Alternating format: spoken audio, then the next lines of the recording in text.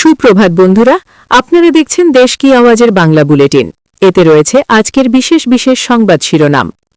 কষ্ট দিতে হবে মেয়াদের, না হলে অসম ছাড়বে না। রিকশায় উঠে ৫ টাকা হলে ৪ টাকা ভাড়া দিন, সকলে কষ্ট দিন মেয়াদের। কে বলেছে? বিস্তারিত থাকবে প্রতিবেদনে। আজ বরাকে গৌরব দেবব্রত সহ একঝাঁক কংগ্রেস নেতা আসছেন, বিস্তারিত থাকবে প্রতিবেদনে। শ্রীভূমি শহরে বিক্ষোভ মিছিল যুব কংগ্রেসের, এসআরএ প্রকৃত ভারতীয়দের সঙ্গে বঞ্চনার অভিযোগ, বিস্তারিত থাকবে প্রতিবেদনে। বন্ধন ব্যাংক স্ট্যান্ডার্ড সেভিংস অ্যাকাউন্টের মাসিক গড় ব্যালেন্স কমাল, মাসিক গড় ব্যালেন্স ৫,০০০ থেকে কমিয়ে ২,০০০ টাকা, বিস্তারিত থাকবে প্রতিবেদনে। ব্রহ্মপুত্রের নৌকাডুবি সন্ধানহীন ৬, বিস্তারিত থাকবে প্রতিবেদনে। এবার পিটিয়ে খুন হিন্দু বৃদ্ধকে, বাংলাদেশ ও ব্যাহত, বিস্তারিত থাকছে প্রতিবেদনে। বিজেপির লোকেরা ফর্ম 7 দাখিল করছে আমার নির্দেশে, এসআরএ হলে ৪-৫ লক্ষ মিয়া ভোট কাটব। রাগ ঢাকের বালাই নেই, ভোটার তালিকা সংশোধনে হাজার হাজার মুসলমানের নামে আপত্তি দাখিলে মানুষ যখন হয়রানির শিকার হচ্ছেন, তখন রাজ্যের মুখ্যমন্ত্রী খোলাখুলি বলছেন আমার নির্দেশেই মিয়াদের বিরুদ্ধে আপত্তি দাখিল করা হচ্ছে। আমি বিজেপির লোকদের বলছি, যত পারেন আপত্তি দিন মিয়ার নামে। সভা ভিডিও কনফারেন্সের মাধ্যমে আমি সবাইকে বলেছি, যত পারেন 7 নম্বর ফর্ম জমা দিন, যাতে মিয়াদের কষ্ট হয়। তারা বুঝবে অসমিয়া এখন জীবিত রয়েছে। শুধু তাই নয়, কষ্ট দিতে হবে মিয়াদের, না হলে অসম ছাড়বে না। রিকশায় উঠে ৫ টাকা হলে ৪ টাকা ভাড়া দিন, সকলে কষ্ট দিন মিয়াদের, এ কথাও বলেন মুখ্যমন্ত্রী ড হিমন্ত বিশ্ব শর্মা।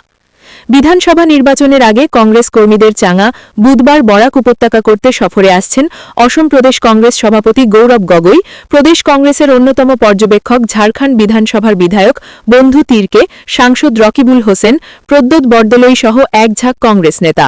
মূলত তাদের উপস্থিতিতেই কাটিগড়ায় অনুষ্ঠিত হবে বরাক উপত্যকার কাছাড়, শ্রীভূমি এবং হাইলাকান্দি জেলা মিলে জোনাল পার্টি কনভেনশন। কাটিগড়া চৌরঙ্গীর কাছে বারুণী মেলা ময়দানে অনুষ্ঠিত হবে এই সভাকে সফল করতে প্রস্তুতি চূড়ান্ত বলে জানা গেছে। কংগ্রেস সূত্রের খবর, কাটিগড়ার কনভেনশনে ৩ জেলা কমিটি সহ উপত্যকার প্রতিটি ব্লক, মণ্ডল এবং বুথ কমিটির পদাধিকারীরা উপস্থিত থাকবেন। ২০,০০০ জনসমাগমের লক্ষ্যমাত্রা স্থির করা হয়েছে। কনভেনশনে উপস্থিত প্রতিটি কমিটির পদাধিকারীদের সম্বোধন করে বক্তব্য রাখবেন গৌরব গগৈ সহ বিরোধী দলের নেতারা। যুব কংগ্রেসের রাজ্য সভাপতি জুবেইর এনামের নেতৃত্বে এসআরএর বিরুদ্ধে তীব্র প্রতিবাদ সাব্যস্ত হল শ্রীভূমি শহরে। এসআরএর নামে ভোটার তালিকায় বিশেষ সংশোধনের ক্ষেত্রে প্রকৃত ভারতীয়দের সঙ্গে বঞ্চনা করা হচ্ছে। এসআরএর নামে বিরোধী দলের ভোটারদের চিহ্নিত করে নাম কর্তন করতে চাইছে বিজেপি সরকার। টার্গেট করা হচ্ছে অল্প সংখ্যকদের। প্রতিবাদ মিছিলে এই অভিযোগ যুব কংগ্রেসের প্রদেশ সভাপতির। ভুয়ো আবেদনকারীর মাধ্যমে শত শত ভোটারের নাম কর্তন করা চলছে।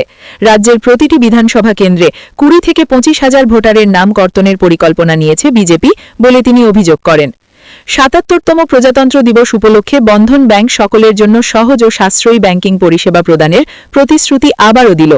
এই লক্ষ্যেই ব্যাংকটি স্ট্যান্ডার্ড সেভিংস অ্যাকাউন্টের মাসিক গড় ব্যালেন্সের সংক্রান্ত নিয়মে একটি গুরুত্বপূর্ণ পরিবর্তনের ঘোষণা করেছে।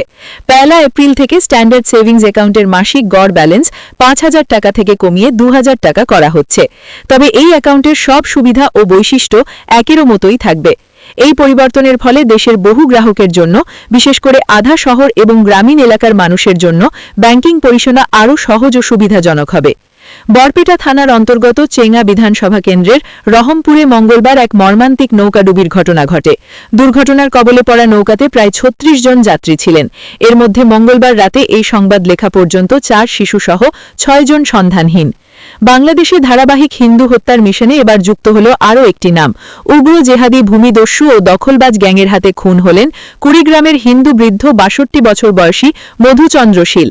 দীর্ঘদিন ধরে মধুশীল সহ অন্যান্য মধুচন্দ্র শীল এই খবরে তীব্র উত্তেজনা ছড়িয়েছে।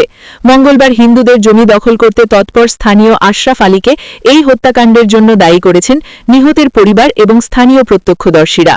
সোমবার দুপুরে জমি দখল করতে আসা আশরাফ ও তার সহযোগীরা বৃদ্ধ ও অসুস্থ মধুশীলকে মারধরের পর কলতলায় আছড়ে ফেলে। ঘটনাস্থলেই নিস্তেজ হয়ে পড়েন বৃদ্ধ। পরে পরিবারের লোকজন ও স্থানীয়রা তাকে উদ্ধার করে কুড়িগ্রাম সদর হাসপাতালে নিয়ে গিয়েও শেষ রক্ষা হয়নি।